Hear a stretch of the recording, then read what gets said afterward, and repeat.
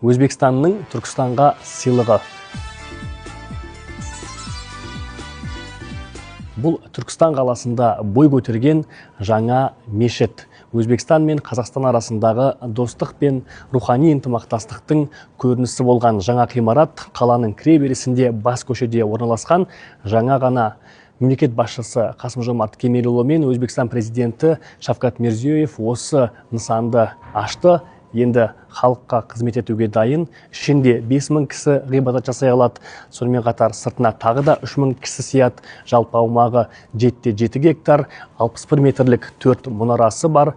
Ұлттық ою өрнектермен безендірілген, жалпы Орта Азиялық стильде шығыс стилін араластыра отырып салынған десе болады. Енді Түркістан халқы осы мешітте де ғибадат жасап, туристер келіп тамашалауға болады. Құтты болсын.